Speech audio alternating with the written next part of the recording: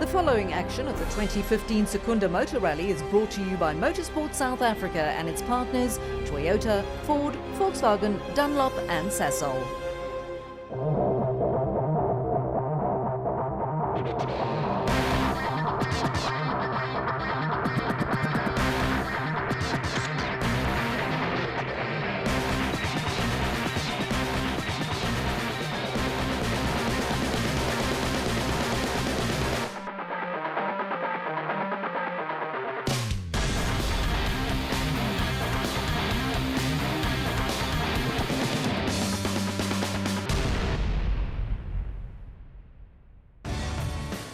The first ever Secunda Motor Rally took place on the 15th and 16th of May this year as round 3 in the South African National Rally Championship.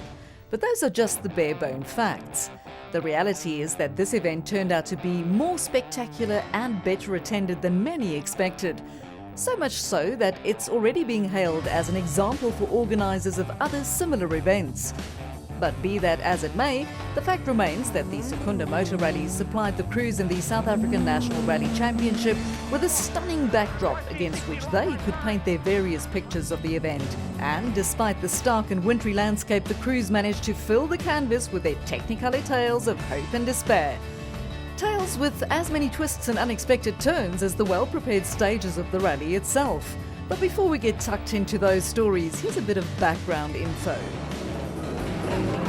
The Secunda Motor Rally was a collaborative effort between the South African National Rally Commission and a bunch of highly motivated and enthusiastic farmers and businessmen from Secunda. With a ceremonial start at the Graceland Casino, many of the stages prepared by transport and plant hire company Ricky B, and the finish at the stunning Lake Umuzi complex, the rally became more than just a motorsport event. It was a showpiece for the entire Secunda. From scrutineering, which took place at Secunda Toyota, all the way to the stages on Kwesi van der Merwe's property, the spectacular stages at Tabatage Bricks, and the show-stopping start at Chori's farm. The entire rally was run to perfection, with the Secunda Bulletin printing an excellent guide for the great spectating crowd. But that's a bit about the Secunda backdrop. And here are the players in Class S1600, South Africa's premier rally class for front-wheel drive machines with engines of 1600cc. This is a highly competitive class of racing with a plethora of fast crews competing for the spoils. Last year it was Guy Bottrell and Simon Vacy-lyle who walked the championship in their locally built Yato Toyota Etios. But so far this year, they found the going tough, managing only a third place on round 1. That event was won by Paul Franken and Henry Kern in their managed-to-supported Volkswagen Polo, who followed up with a second place on the Sasol Rally, round 2 of the season. Matthew Vacy-lyle in the Fragram Toyota Etios has also had a solid season so far, with a second place in Durban and a third on the Sasol. So it was evident right from the start that Bottrell would have to fight back on the Secunda Motor Rally or say goodbye to the championship he found so easy to win last year. The first 2 rounds we battled a bit, we've had technical issues. The pace has been there, but we just haven't had the results that we need. And hopefully we can get through this rally without any technical issues and score some valid points that we need for the championship. But the young Durbanite was sure not to have it all his way. The current championship leader, Paul Franken, has shown that he's more than capable of winning rallies and posing for pictures on the podium. But would he be able to continue his great form from the first 2 rounds? Secunda is a new event, so it's new ground for everybody. So it's going to be a difficult event, I think, but we'll just try to do what we've been doing this season so far, and hopefully we can score some good points. Matthew Vacy-lyle is another quick driver with a good track record and was in second place in the season standings after 2 rounds. Former track racer Chad van Beerden in a Gem Sport-supported Volkswagen Polo was in third after winning the Sasol Rally, leaving the defending champion languishing in fourth and Richard Leek in the ATS Ford Fiesta in fifth. All told, the Secunda Motor Rally was shaping up to be an exciting dice in Class S1600. After the ceremonial start at the Graceland Casino, all hell broke loose on the gravel stage with the same name.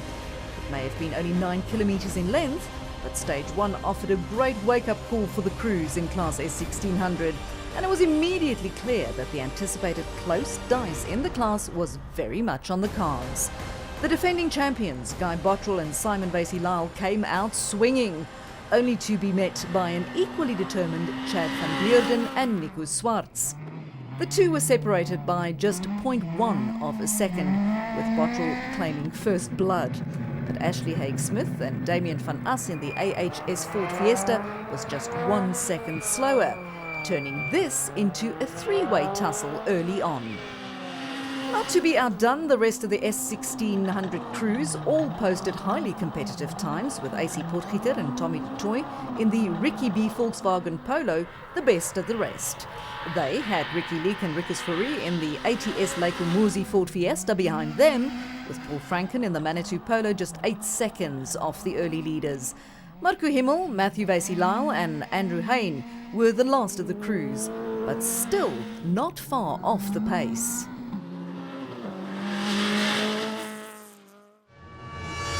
So by the time the crews reached the first Dunlop service opportunity, it was neck and neck at the top of the standings, with a massive crews queuing up to capitalise on any mistakes by the leaders. At this point, things went more than just a bit pear-shaped in Class S1600. It all started when the crews lined up for Stage 2, known as Kosi, a 27-kilometre long tester, which was followed by Van der Merwe, literally across the road. The latter was just 7.37 kilometres in length, but the two were run without service in between and wreaked havoc with the S1600 field. First to falter was the young pretender to the crown, Paul Franken. His Manitou Volkswagen Polo cried more than enough when a conrod departed from the crankshaft, punching a neat hole in the side of the car's engine block. Franken and Kern had no option but to retire, taking at least some of the heat off the defending champions. Things got even easier for Bottrell a moment later, as Chad van Beurden's Gem Sport Volkswagen Polo started overheating. With temperatures soaring to 110 degrees, the driver had no alternative but to lift off the loud pedal, literally giving time away to Bottrell. At least Van Beurden, whose car had a temperature sensor problem, had a good excuse. For the young Namibian Marco Himmel, partnered by Francis Schoenby in another Volkswagen Polo, things ended not so much with a bang, but a splutter. The pair ran out of fuel in Stage 2, bowing out of the event with anything but flair. In the meantime, Ashley Haig-Smith in the AHS Fiesta, AC Potgieter in the Ricky B Polo, and Richard Leek in the ATS Lake Umuzi Fiesta all posted good stage times. But the man of the moment was undoubtedly Guy Bottrell, who steadily built a lead over the first 3 stages. The young Yachty driver was clearly back in the groove, and with his nearest challenger faltering, a good finish was on the cards. With all that said, Bottrell's lead after 3 stages was still only 12 seconds, proof of that close dice we mentioned earlier. Haig-Smith was now in 3rd, with Potgieter in 4th, and Leek taking the last spot in the top 5, but still only 31 seconds behind Bottrell. After the morning stages, it was time for the crews to lick their wounds in the Dunlop Service Park at Lake Umuzi, a safe haven for most of them. For rally leader Bottrell, however, there were some niggles to report, and these were possibly harbingers of worse to come. But we've got a computer problem. I can't get off the line, the car just dies, and our flat shift is cutting on a straight line in all the places it shouldn't do. So we're battling a bit with the computer, but we've got a 45-minute service, and hopefully we can try and rectify some of the problems. But Chad's right on us, and yeah, we're just trying to keep the car on the road and get some valuable points for the end of the day. The next loop of stages in the Secunda Motor Rally were again both run on the farmland of Kosi van der Merwe. First up was a second charge through what was Stage 2, now serving as Stage 4. This was followed by a super special stage known as the Van der Merwe Super Special, where 2 cars took to the stage at the same time, competing in interchanging lanes. Set as the sun started dipping towards the horizon, these 2 stages offered some of the most spectacular vistas of the sport that we've had in a long time. Not that the crews took any time to admire the sunset. With service behind them, most of the niggles were sorted, including the errant temperature sensor in Van Beurden's Polo. The youngster picked up the pace immediately and posted a stunning time of 9 minutes 18 seconds on stage 4, some 16 seconds faster than Ashley Haig-Smith in the AHS Ford Fiesta. Van Beurden was full of hope that his stage time would give him the lead, or at least make inroads into Bottrell's advantage, but it wasn't to be.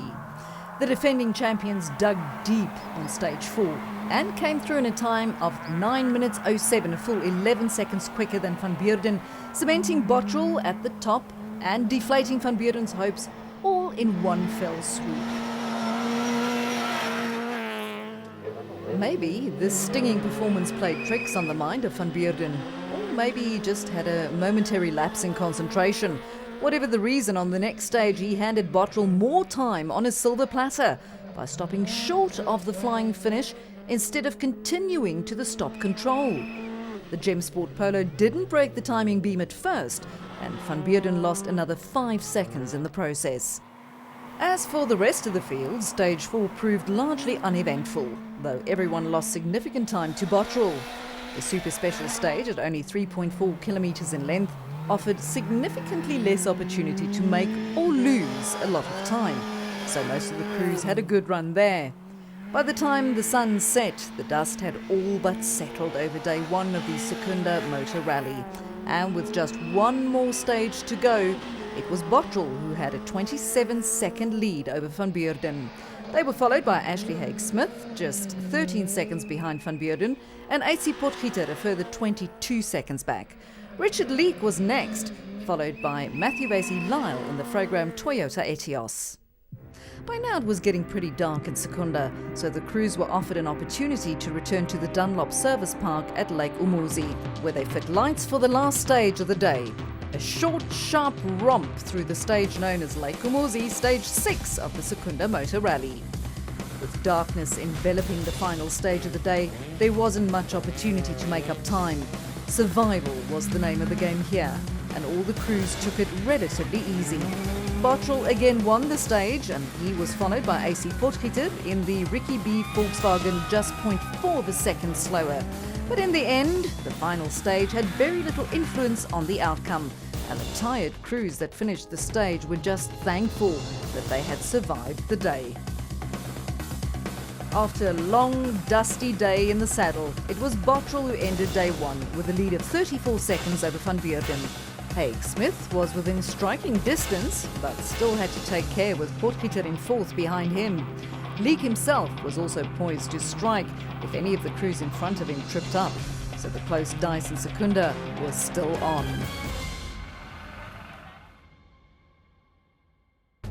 With 6 stages done on day 1, there were 6 more to come on day 2.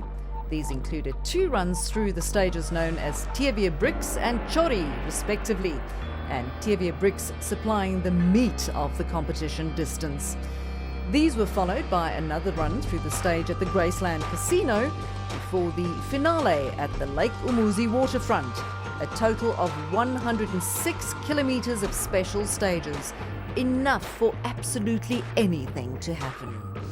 The first of the day's stages was Tievie Bricks, at 32.9 kilometers, the longest stage of the rally. This monster stage offered extremely fast gravel roads, as well as a short spurt through a quarry with a deep water splash right at the end. For the leader and defending champion, this stage very nearly proved his undoing, as his usually reliable Toyota Etios experienced the kind of electronic failure that would ground a jetliner. On top of the variable valve timing system shutting down, Bottrell also had no power steering and barely made it through the stage. He lost the best part of 40 seconds on Tievie Bricks alone and more time on stage 8. But that wasn't the only drama in the morning session.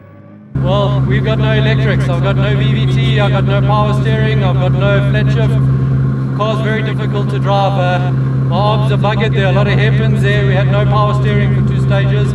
With Bottrell in trouble, Van Beurden used the opportunity to not only catch up, but pass the leader in one stage.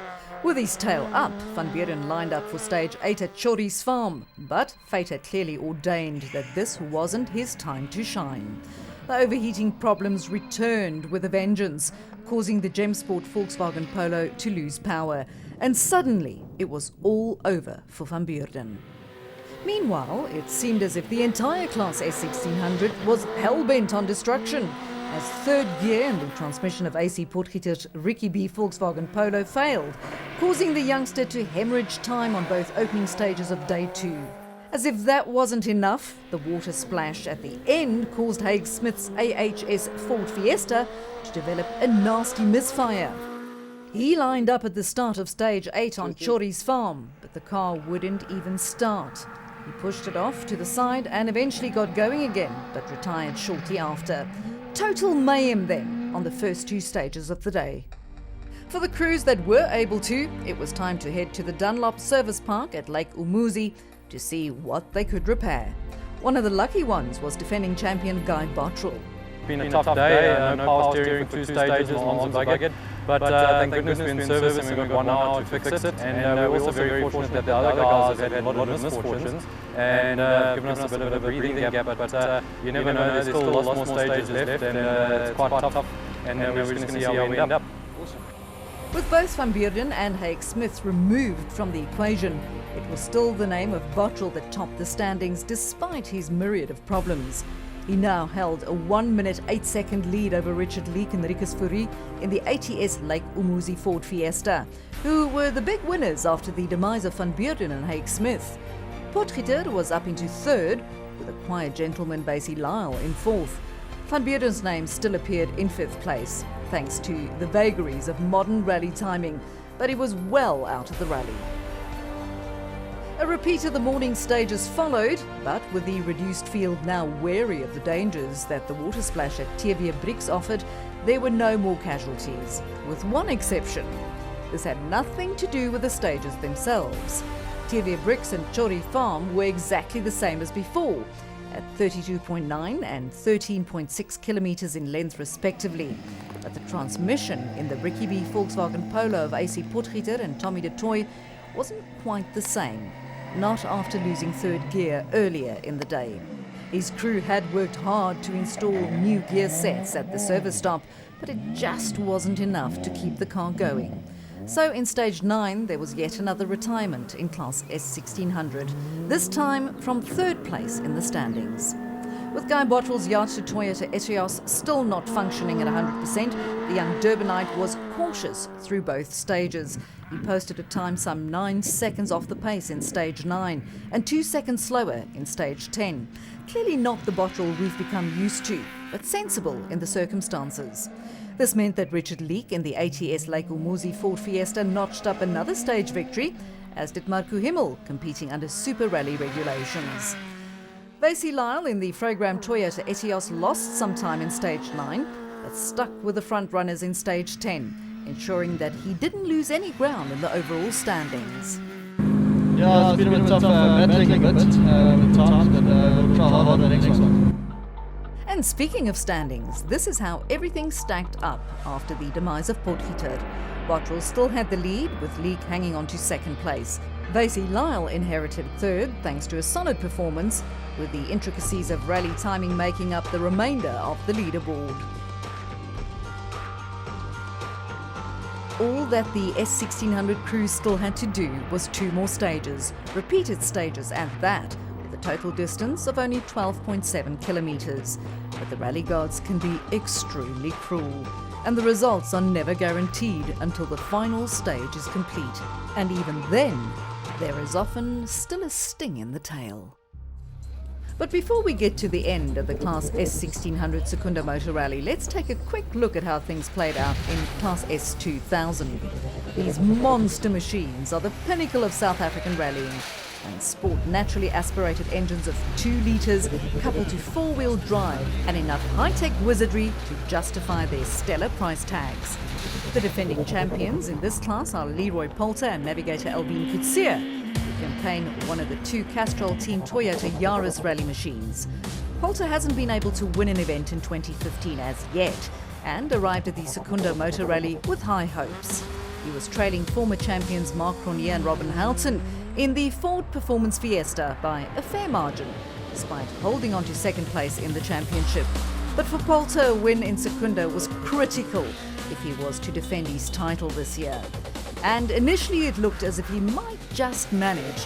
His times on the opening 2 stages of the rally were within sniffing distance of those posted by Cronje. But after pushing extremely hard on stage 2 and getting a puncture, followed by this unfortunate incident where the bonnet clipped on his Yaris, it saw Poulter drop out of contention, leaving Cronje to record a hat-trick of victories so far this season.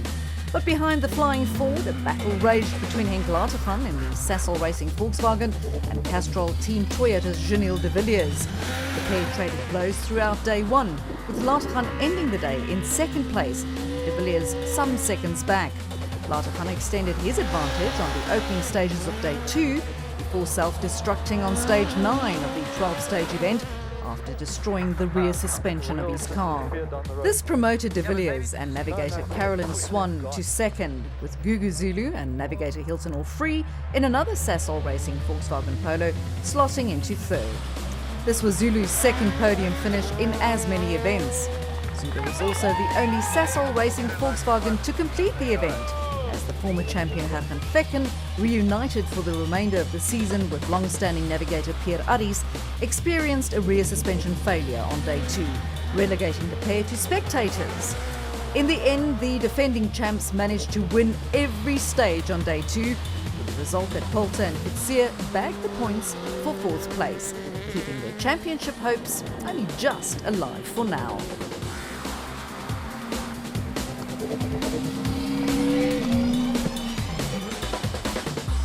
Back to the cruising class S1600 and the conclusion of the Secunda Motor Rally. For them, it was stage 11 next, a second pass through the stage across the road from the Graceland Casino. At only 9 kilometres in length, this stage offered little opportunity to make up time, though things could still go very wrong, as Class S2000 driver Tiens Hubert found when he ended up in the reeds earlier in the stage. But for the Class S1600 crews, everything went fine, with Bottrell notching up another stage victory. Marco Himmel, competing under Super Rally regulations, was next quickest, but the important thing was that Richard Leek and Matthew vacy-lyle both held station, driving sensibly towards the end of the rally. All that remained of the inaugural Secunda Motor Rally was one more romp through the stage known as Lake Umuzi, stage 12 of the event. But this time the crews had the benefit of daylight as they stormed through the 3.75 kilometre long test, ending on the banks of the lake and overlooking the stunning Lake Umuzi waterfront.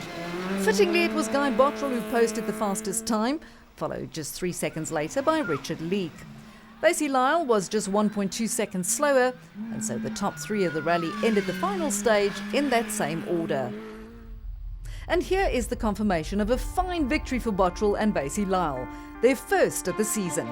Leek and Fourie drove a great rally to take 2nd, just 1 minute 7 seconds behind Bottrell. They came home 3 minutes 31 seconds ahead of vacy-lyle and Van Heerden, who attained their 3rd podium this year. Potgieter and de Toy followed nearly 22 minutes back, with Van Beurden and Swartz claiming 5th place, despite their woes earlier on. Matthew vacy-lyle is no stranger to the podium. As a matter of fact, the young driver has challenged for the overall championship in the past. With that said, he had reason to be happy with his 3rd spot on the Secunda Motor Rally. Yeah, it was a bit difficult, but I don't know what I can say. We'll try hard on the next one. For Richard Leek, his 2nd place finish on the Secunda Motor Rally equalled his best performance to date and left the youngster with plenty of reason to smile. Yeah, I'm very happy with it. First day, had a few troubles with the car. Towards the end of the day, the left front shock broke. We repaired that luckily, and the second day we went a lot better. Good time posted. So happy with it. But the man of the moment was undeniably Guy Bottrell. He finally returned to the winning ways that he had become used to during 2014, though this spectacular victory didn't come nearly as easily as some of the ones last year. Yes, it was certainly a tough rally for us. Every stage were technical issues, but we managed to get the car to the end. Right until the last stage, the car was turning off all by itself, so we're really lucky to get to the end. But yeah, it was really an excellent rally. The guys put together an excellent show, and I'm really looking forward to being here next year. And the support from the locals has been really phenomenal, and it's just a pleasure to race in front of a crowd like this. for the men and women who compete in this class. The next round of the championship is the Bella Bella Motor Rally, which takes place on the 19th and 20th of June. Last year's inaugural Bella Bella Motor Rally proved very popular with both crews and spectators. And as round 4 of the 8-round championship, it is sure to end the first half of the championship on a high note. With that said, it was also the scene of the final round last year, so rally fans will expect nothing less than fireworks from this event. After Bella Bella comes the Volkswagen Rally in Port Elizabeth, which is traditionally a rather wet affair, in stark contrast to the last 2 rounds of the championship. We'll see you there!